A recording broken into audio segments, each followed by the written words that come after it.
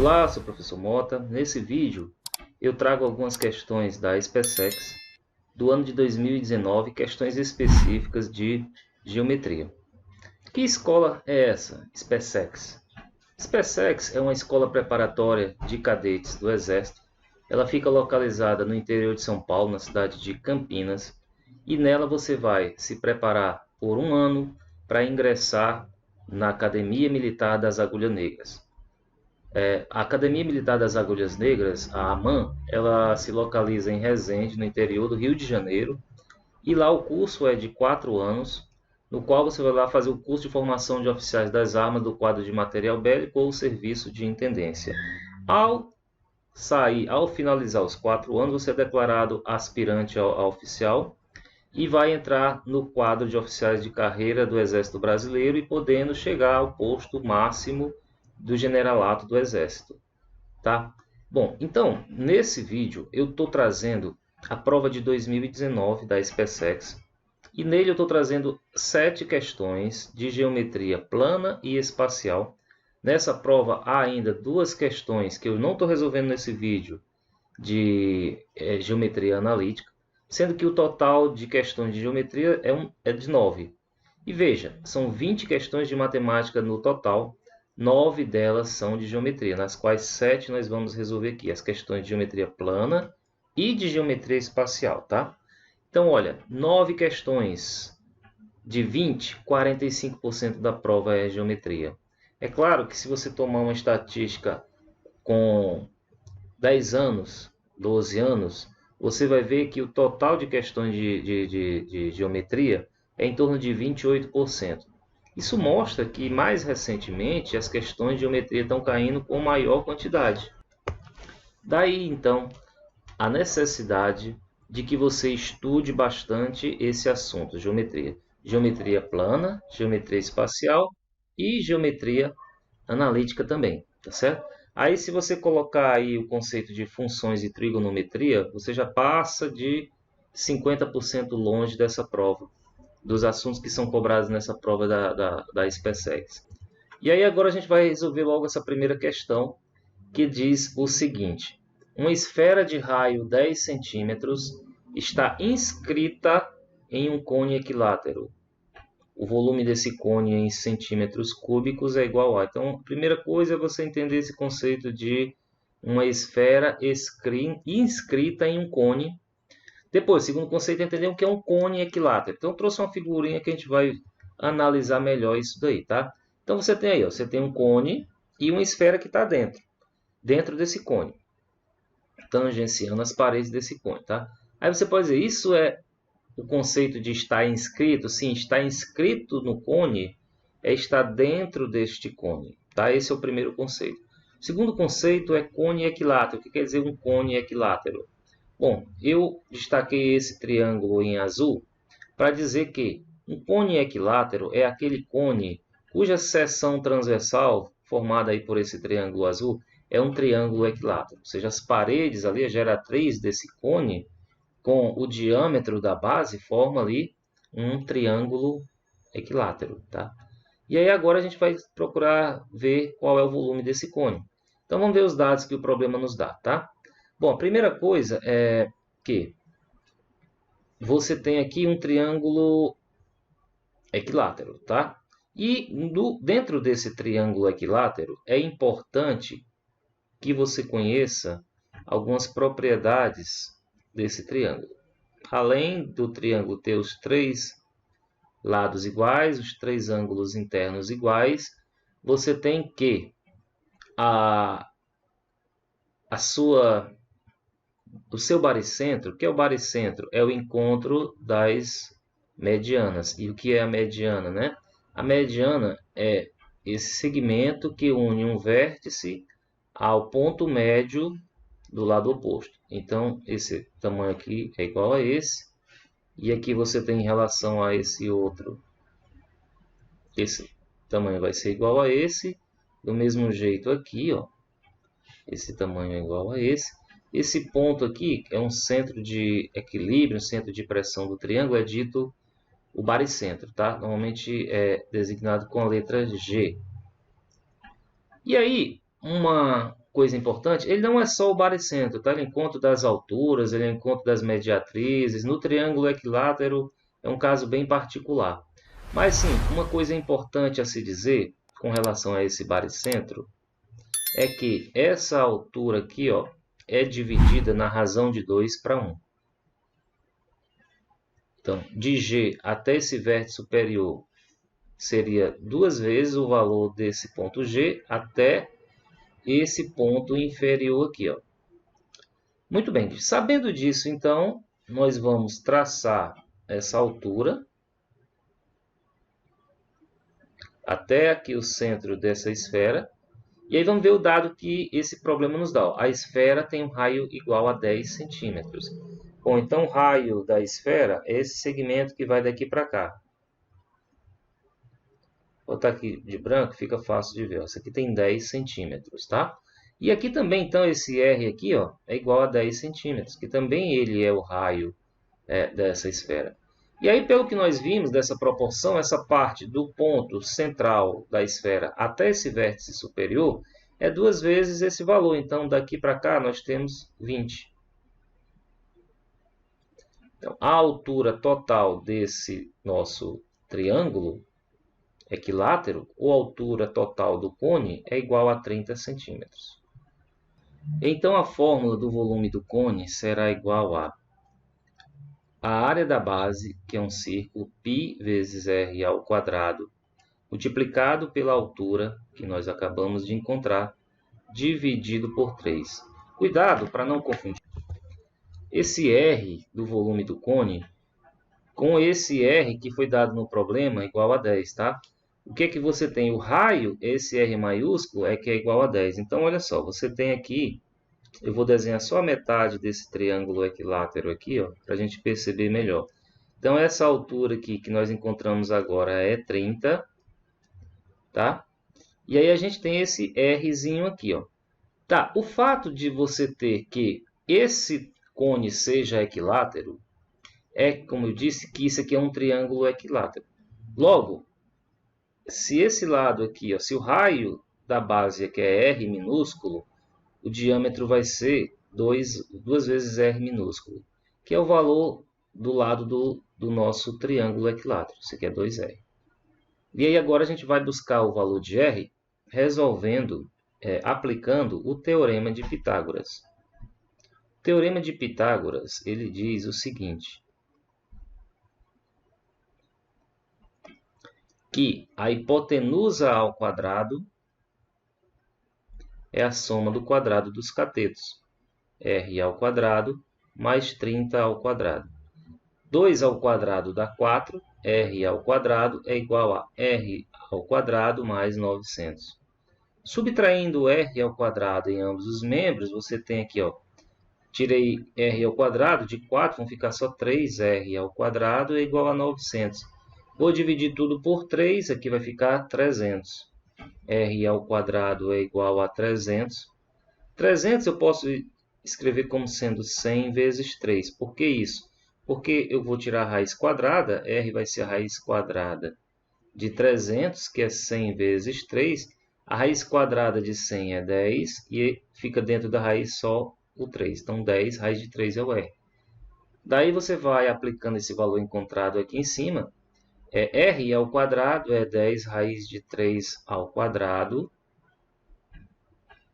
vezes a altura, que é 30, dividido por 3, e ainda não pode esquecer do π. 10 ao quadrado é 100, raiz de 3 ao quadrado dá 3, então 100 vezes 3, 300, vezes 30π, dividido por 3. Então, dá para dividir por 3 tanto o 300 como o 30. Né? Vamos dividir aqui o 300, vai ficar 100. 100 vezes 30 dá 3.000 π. Esse, então, aqui é o volume do cone. E essa opção está aqui na letra A. Essa questão é uma questão conceitual. Diz o seguinte, considere um tronco de pirâmide quadrangular regular. Sobre esse sólido é correto afirmar que... Então, nós temos 5 opções. Eu vou trazer aqui a figura desse tronco de pirâmide para nós entendermos aí os conceitos que são pedidos. Primeiro você entendeu o que é uma pirâmide quadrangular regular, o que é o tronco de uma pirâmide. Você tem uma pirâmide aqui cuja base é um quadrado, quadrangular regular, quer dizer, a sua base é um quadrado. Então você tem aqui essa pirâmide. O tronco da pirâmide é dado quando você corta essa pirâmide em uma determinada altura e você tira essa parte de cima. Vai ficar então só isso que está no desenho aqui. Isso aqui é o tronco de uma pirâmide. Ok. E agora, então, ele dá 5 afirmações e nelas nós vamos entender quais são corretas. Na letra A, se R e S são retas suportes de arestas laterais distintas. Quais são as arestas laterais? Isso aqui são as arestas laterais, olha isso aqui, ó. Isso aqui são as arestas laterais.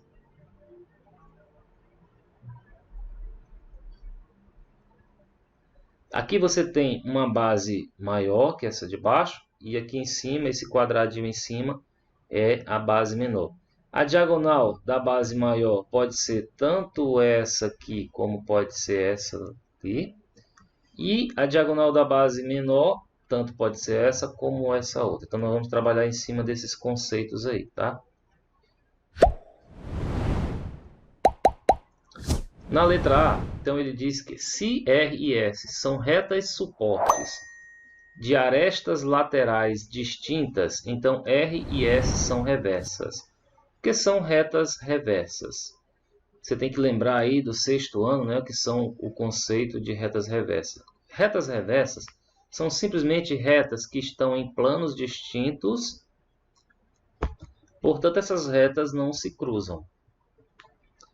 Então veja, se RS são retas suportes de arestas laterais, então vamos supor, eu tenho essa aresta lateral aqui, ó. E eu posso dizer que essa aqui seja, por exemplo, a reta R. E S seja, por exemplo, a reta suporte dessa outra aresta lateral, nessa eu vou chamar de S, claramente você percebe que elas uma hora irão cruzar-se. E nesse caso, então, elas estarão no mesmo plano. E assim elas não serão retas reversas.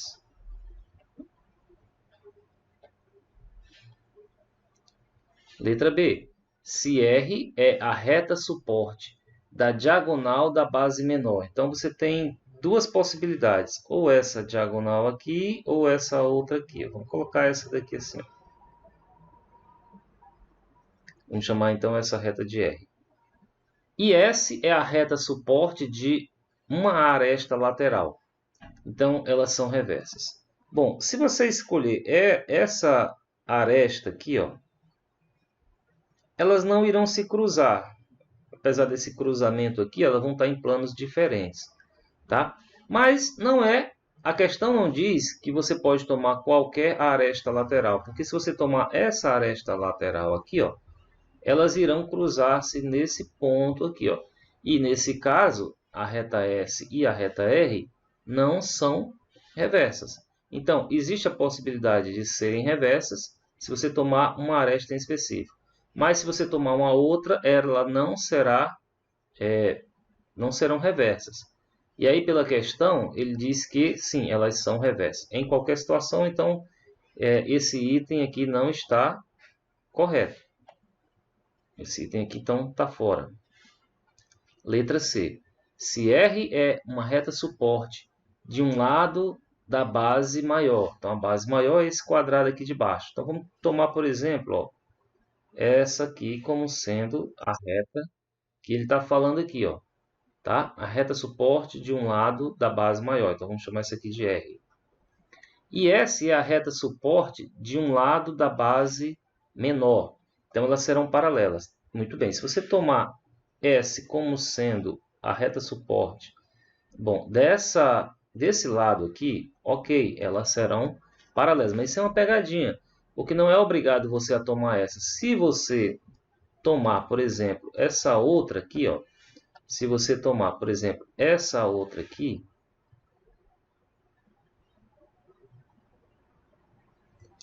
esse outro lado, como sendo a reta R e S não são paralelos. Aqui sim, nesse caso, elas serão reversas. Então ele está dizendo que serão paralelas? Não, não serão paralelas em todas as situações. Ok? Então vamos lá, próximo item. Se R é a reta suporte de uma diagonal da base. Então vamos tomar aqui a diagonal da base maior como sendo essa daqui. Então R vai ser essa reta suporte aqui, tá?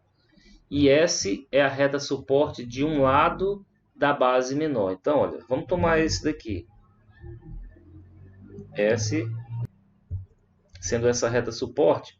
Veja que elas realmente estão em outro plano. Nesse caso, eles são reversos, sim.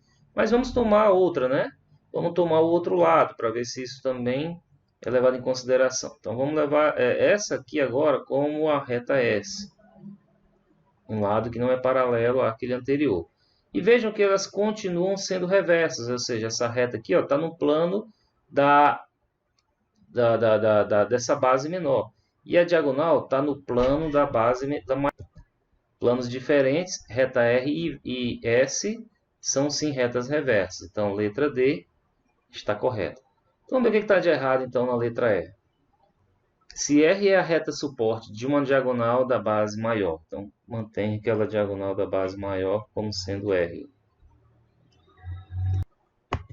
E S é a reta suporte da diagonal de uma face, então R e S são reversas. Vamos fazer o S como sendo a diagonal dessa face aqui, ó. Então veja que elas vão tocar-se nesse vértice aqui. R e S aqui podem estar então no mesmo plano. Não são reversas, então esse item é incorreto. Item correto então dessa questão é a letra D. Bom, nessa questão da SpaceX 2019, nós temos uma questãozinha de geometria que diz que na figura abaixo, A, B, C, D, E, F é um hexágono regular, de lado igual a 1. ABMN e CDUV, CDVU são quadrados. Com base nessas informações, a medida do segmento VN, então que ele quer esse segmento aqui, ó, daqui para cá.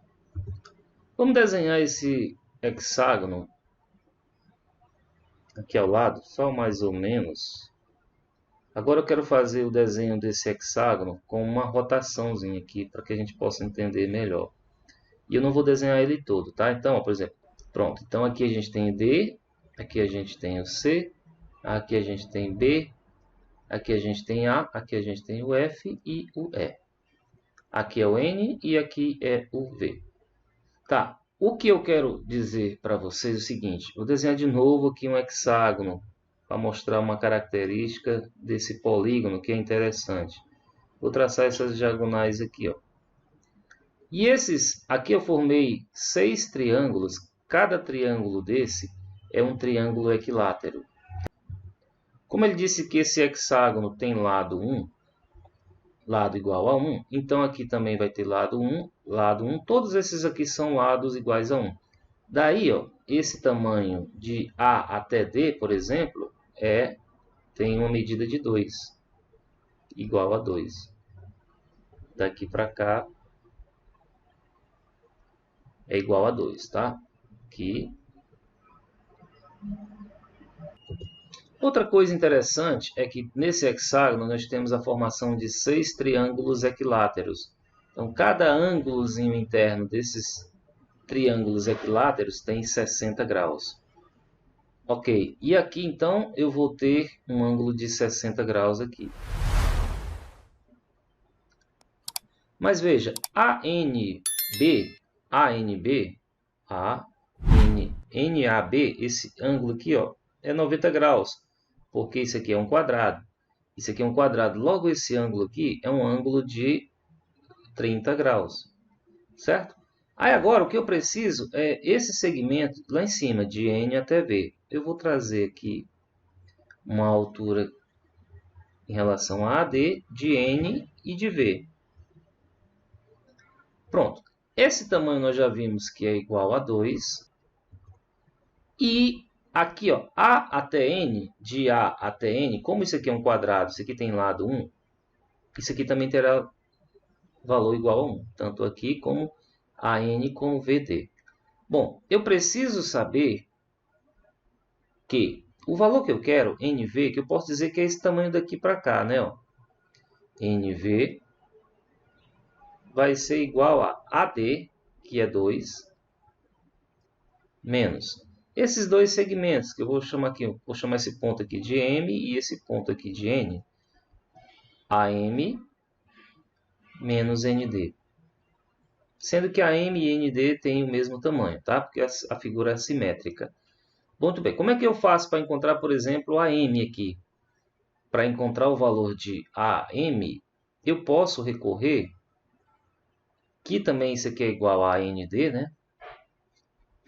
Nesse triângulo retângulo AMN, do triângulo AMN, eu posso usar o cosseno de 30, vou usar a trigonometria aqui. O cosseno de 30 graus. Então veja que é uma questão de geometria, sendo aqui utilizado um conceito de trigonometria. Cosseno de 30 graus nesse triângulo AMN é igual a divisão entre o cateto adjacente, que é o que toca o ângulo, o AM, que é o que eu realmente preciso, dividido pela hipotenusa, que é o lado oposto ao de 90 graus, o maior lado desse triângulo, que é igual a 1. AM dividido por 1 é o próprio AM, né? Agora, observando na tabela trigonométrica o cosseno de 30 graus, você tem que saber, tá? Tem que saber isso memorizado. Cosseno de... Tem vários vídeos aqui no meu canal trazendo essa tabelinha que você pode memorizar. Cosseno de 30 graus é a raiz de 3 sobre 2. Então, eu fico que a M é raiz de 3 sobre 2, assim como o ND, que tem o mesmo valor que a N, é raiz de 3 sobre 2. Ok, então, para encontrar o valor de NV, ó, vou trazer essa fórmula aqui para baixo. NV, então, será igual a 2 menos. Como eu falei que AM e ND têm o mesmo valor, raiz de 3 sobre 2, eu posso subtrair duas vezes o AM, que é igual a ND. Duas vezes raiz de 3 sobre 2. E aí você divide 2 por 2 dá 1. O resultado será 2 menos a raiz de 3. Essa é a resposta de NV, cuja letra, então, que contém o item correto é a letra A. A área da região compreendida entre o gráfico da função f de x igual a módulo de x menos 4 menos 2, o eixo das abscissas, lembrando que o eixo das abscissas é o eixo x, é o eixo horizontal, né?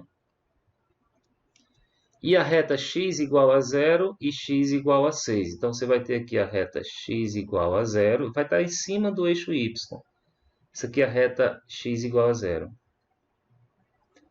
E a reta x igual a 6, ela é assim, ó, passa vertical, 90 graus com o eixo x, passando aqui pelo ponto 6. Então, a gente tem essas duas aqui, ó, x igual a 0, x igual a 6. E vamos ver o que é que o gráfico nos dá entre essas duas retas. Então, entre o eixo das abscissas, né, ó, esse eixo aqui, essas duas retas, e aí a gente vai ver o que tem o gráfico aqui. Então, esse aqui vai ser a área que nós estamos procurando. Muito bem, então vamos lá.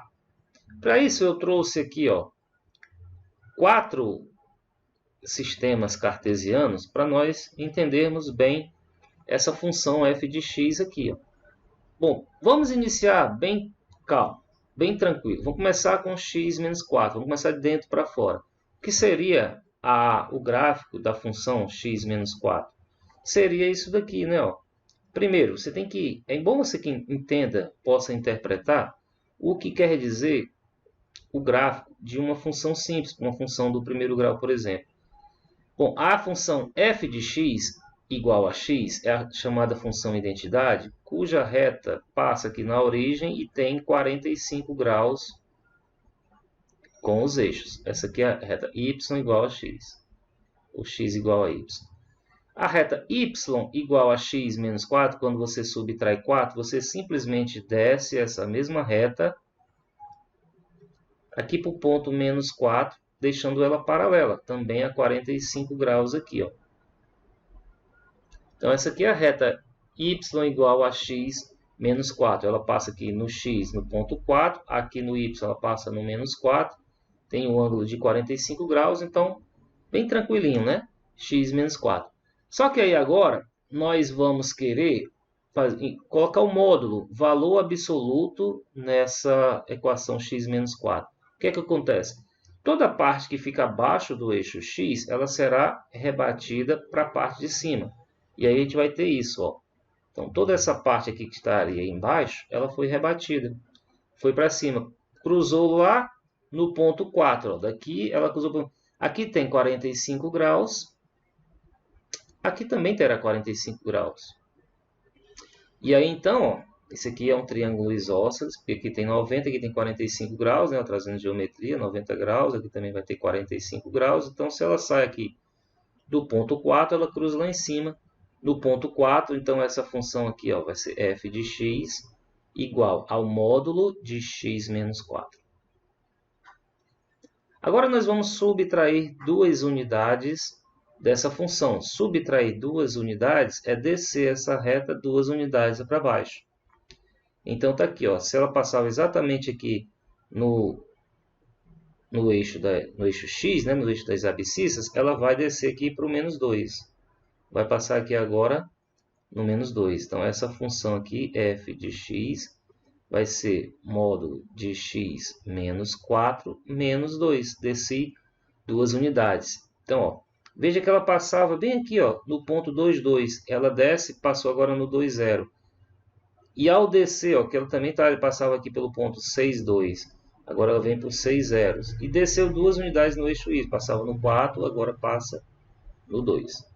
Para finalizar, é só colocar agora o valor absoluto. E colocar o valor absoluto em tudo aqui, ó, é você rebater o que está abaixo do eixo x. Então, esse aqui, ó, virá aqui para cima. Aqui para esse ponto e daqui para cá. Como está aqui, ó. Então, essa função agora aqui, ó, f de x igual a módulo de x menos 4 menos 2. Exatamente como a questão pede. E aí agora vamos rever aquilo que eu tinha visto no começo, as retas que você vai levar em consideração para tirar a sua área. É o eixo das abscissas, que aqui está, o x. A reta x igual a 0, que está em cima aqui do eixo y. E o x igual a 6. X igual a 6 está aqui. Ó. Então, o que está abaixo do gráfico, entre essas três retas, essa área aqui, ó. Interessante que eu vou trazer, tá aí, essa área que está pintadinha. Eu vou trazer aqui uma outra reta que ela vai cortar esse triângulo aqui ao meio. E você vai perceber que esse triângulo que eu acabei de achuriar, ela tem exatamente a mesma medida desse daqui, ó. Tem 2 na base e 2 na altura, de 2 até 4. Tem 2 e 2 de altura. E a mesma coisa aqui, ó. Logo eu tenho 3 áreas que são iguais. Então a área que a gente está querendo dessa região vai ser 3 vezes a área desse triângulo, que tem base 2, altura 2, e a área do triângulo é base vezes altura dividido por 2. Divide 2 por esse 2 dá 1, então a área é igual a 6. Questãozinha fácil, né? Ó, letra C. Se você tiver em mente esses conceitos do módulo, o valor absoluto de uma função. Agora, a partir de um cubo de aresta 1, inscreve-se uma esfera. Nessa esfera, inscreve-se um novo cubo. E neste, uma nova esfera. Então, você tem aí um passo a passo. E ele ainda diz o seguinte, ó, repetindo essa operação indefinidamente. Ou seja, você vai colocar um cubo dentro de uma esfera, a esfera dentro do cubo, o cubo dentro da esfera, a esfera dentro do cubo. E aí vai até onde você conseguir, né? Ou seja, você vai até o infinito. A soma das áreas totais desses cubos é igual a... Bom, então ali, ó, você tem já o desenho de um círculo, na qual ali seria a representação de uma esfera. Nessa esfera eu já coloquei um cubo aqui, e dentro desse cubo eu coloquei outra esfera, e esse processo vai se repetir. Para não ficar muito poluída a figura, eu só coloquei aí a representação de duas esferas, e de 1 cubo. Agora, perceba o seguinte, você vai ter que tirar a área desse cubo. O que é a área do cubo? Se você planificar esse cubo, você terá 6 vezes a área desse quadrado, né? 1, 2, 3, 4, 5, 6. Então, é 6 vezes a área de um quadrado desse. Por que ele diz? Que o cubo tem aresta 1. Se aqui tem aresta 1, então, essa área é igual a 1. Então, você vai multiplicar por 6, você vai ter a área desse cubo que está mais por fora. Esse cubo que está mais fora aqui, eu vou chamar de C1, tá? Cubo C1. Então, a área total dele é 6 vezes 1 vezes 1, que são os lados do quadrado que compõem esse cubo. E a área dele, então, é igual a 6. A área total de C1. Tá, mas olha, você tem aqui, dentro desse cubo, você vai ter dentro dessa esfera, você vai ter um outro cubo. E olha, essa esfera aqui, por exemplo, essa esfera mais externa, tá? Essa esfera aqui. E você tem esse cubo. Se você for perceber, o diâmetro dessa esfera, ele vai deste ponto até este ponto aqui, ó, o diâmetro dessa esfera. Passa aqui pelo centro da esfera, de dentro, centro do cubo, centro de todos aqui, tá? Então, e o que acontece? Que segmento é esse em relação a esse cubo C1 aqui? Ele é a diagonal do cubo, diagonal desse cubo. E a diagonal de um cubo, diagonal do cubo, ela é igual a L raiz de 3. Tá? Você pode encontrar isso daí pelo teorema de Pitágoras, L raiz de 3. De modo que... Então, eu reajustei aqui, porque eu vou trazer aqui... Essa é uma representação de frente aí do nosso cubo e da nossa esfera. A segunda representação do cubo interno, da esfera interna é essa, e aí isso aí vai seguindo infinitamente, tá bom? Bom, então nós já vimos que esse cubo aqui, ó, que tem lado 1, nós já vimos a área total dele. Eu quero saber então o lado desse cubo, que fica aqui, o segundo cubo, que é o C2, né? Eu sei que é 6 vezes esse lado tal. Bom, eu posso fazer o seguinte aqui, eu vou trazer uma diagonal aqui. E aí, nós vamos ver que essa diagonal não é a diagonal do quadrado, desse quadrado aqui que a gente vê de frente. Vai ser essa diagonal aqui que a gente vê, na verdade, é a diagonal do cubo, que é relativa a esse valor, L raiz de 3. Então, vou até trazer aqui embaixo, para a gente entender melhor o que vai acontecer ali. Ó.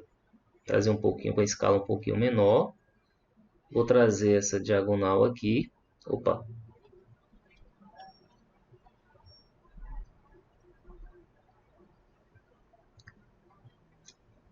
Esse lado aqui, ó, tem valor 1, aqui também tem valor 1. Essa diagonal aqui seria, então, igual a raiz de 2. Esse segundo quadrado, eu vou trazer ele para cá, para que a gente possa entender melhor o tamanho dele. Então, aqui, ó, esse tamanho daqui para cá é 1. Eu quero saber esse tamanho daqui para cá. Bom, mas veja, ó, esse tamanho que eu quero, que é esse quadrado, ele é isso aqui, ó. Vou trazer como sendo o diâmetro dessa esfera interna aqui, ó, dessa segunda esfera, tá? Eu quero exatamente saber que lado é esse daqui para cá, certo? Bom, isso daqui, ele é ainda... Ó, note que daqui até aqui, ó, é igual a 1, né? E é o diâmetro dessa circunferência externa aqui, ó. Então, esse diâmetro, eu posso inserir ele como sendo isso daqui também, ó. Daqui para cá, essa medida é igual a 1. E essa medida igual a 1 aqui, ó, daqui para cá, é essa diagonal do cubo que vai ficar aqui dentro, interno. É uma diagonal do cubo. Então, L raiz de 3 é igual a esse 1. Logo, esse L dividindo raiz de 3, vai ser 1 sobre raiz de 3. Então, esse valor aqui, ó, é 1 dividido por raiz de 3. Tá certo? Então, esse lado aqui é 1 sobre raiz de 3, daqui para cá. 1 dividido por raiz de 3. E assim você vai fazer em cada um deles. No próximo cubo aqui, você também vai dividir por raiz de 3. Vai pegar esse 1 raiz de 3 e dividir de novo por raiz de 3. Então aqui você vai ter o 1 raiz de 9, que é 3, né? Mas vamos colocar como sendo raiz de 9. O próximo seria 1 sobre raiz de 27. E assim sucessivamente, né? Isso aqui continua infinitamente. Bom, então, o que na verdade nós vamos ter, que são a soma das áreas, vamos chamar essa soma de C, soma de cada área do cubo, tá? Então você vai ter que é 6 vezes, isso aqui, ó, essa linha representa o valor do lado do nosso quadrado, né? O cubo, então, cada face do cubo vai ser dado por esse valor aqui ao quadrado. Então nós vamos ter esse aqui, ó, é o 1 ao quadrado. Tá? Isso aqui é uma face do nosso cubo. Quando a gente multiplica por 6, a gente tem a área total do cubo. Desse cubo menor é 1 raiz de 3 ao quadrado, mais o próximo seria 1 raiz de 9 ao quadrado, mais 1 raiz de 27 ao quadrado, mais até o infinito. Isso aqui é a soma de uma PG infinita, cujo valor, primeiro número, é igual a 1. Isso aqui a gente pode reescrever como sendo 6 vezes 1 ao quadrado é 1. 1 ao quadrado, no numerador tudo sempre vai ser igual a 1, né? Raiz de 3 ao quadrado é 3. Raiz de 9 é 3 ao quadrado dá 9. Raiz quadrada de 27 ao quadrado dá 27. Mais reticências. Então, esse aqui você vê que é uma PG cujo primeiro valor é igual a 1. Então, esse aqui é uma PG, então, só essa soma aqui interna, né, do parênteses. E a razão dela é 1/3. E aí você vai ter que saber que a soma de uma PG infinita é dado pela fórmula A1 dividido por 1 menos Q. Então, guarda isso aí, ó. Fórmulazinha que você tem que memorizar, tá? E utilizar ela de várias formas para entender bem. Bom, o A1 aqui é... Sim, só que aí você tem esse S é só a parte interna. Então, o nosso C será igual a 6 vezes esse S aqui, ó. O A1 é igual a 1. E aqui no denominador vai ficar 1 menos 1/3. Então, será 6 vezes 1 dividido por 3 vezes 1, 3, menos 1, 2. 2/3. Então, o inverso de 2/3.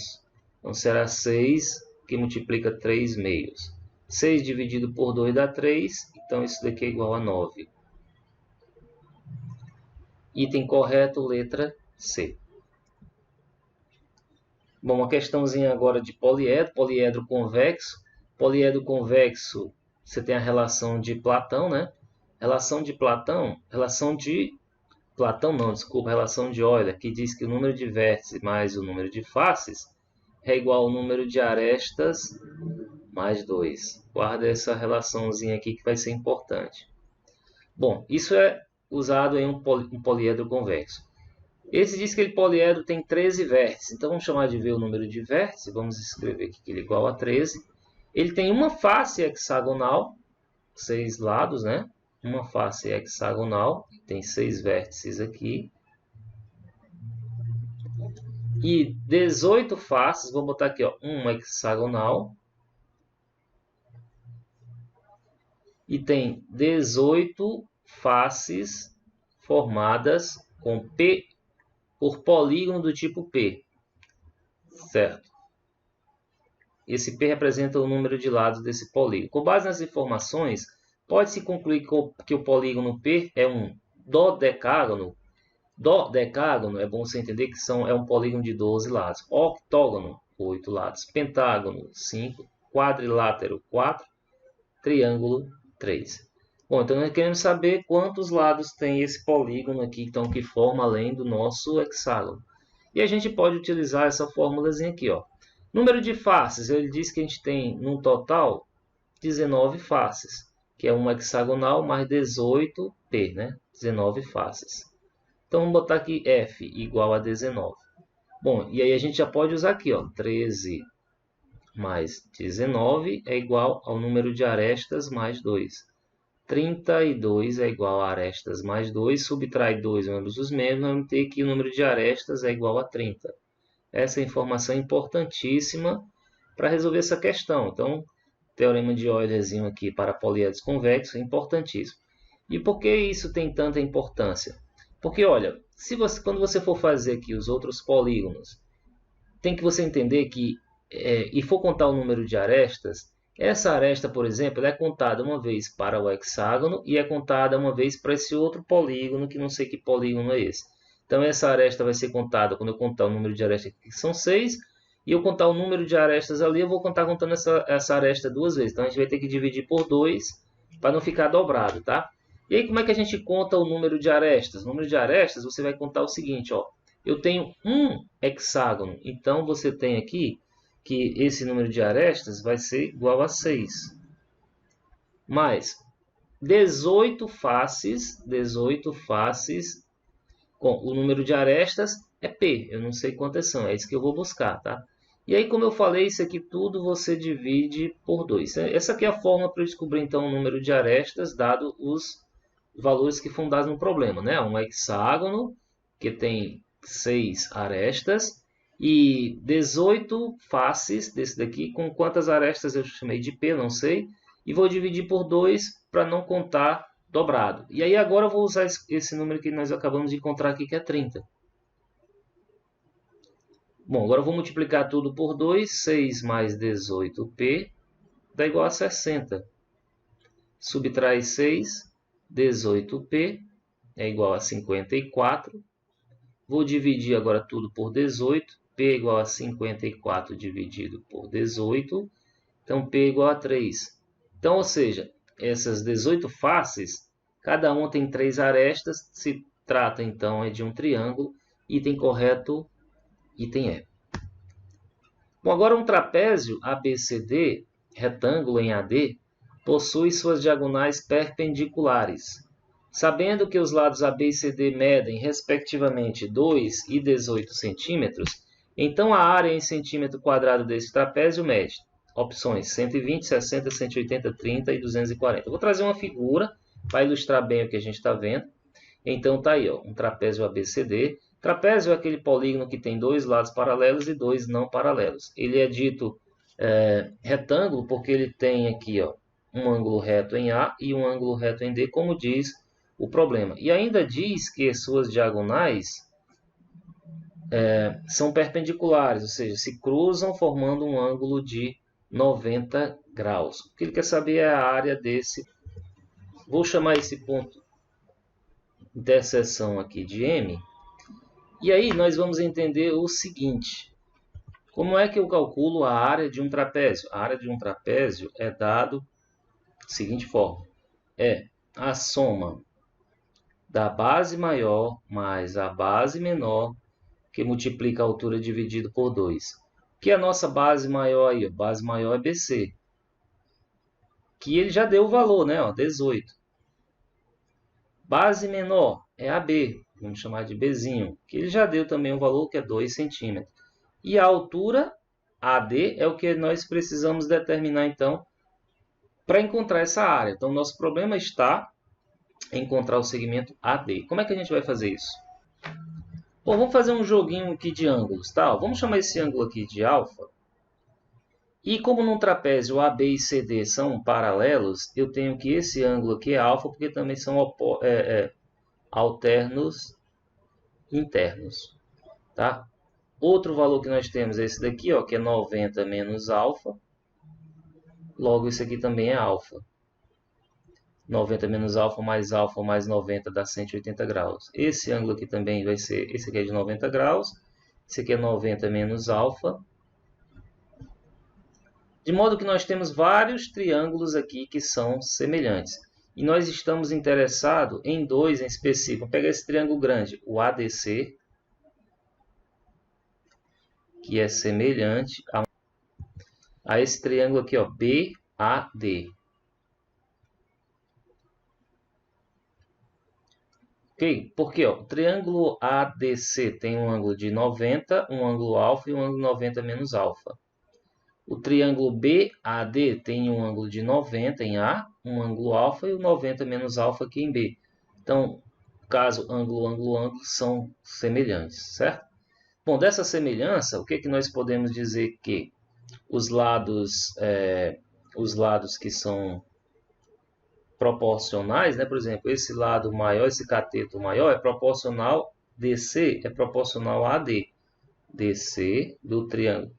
DC está no triângulo BAD. BAD é um triângulo menor, né? Então, vou botar DC, que é do triângulo maior, está para do triângulo menor AD.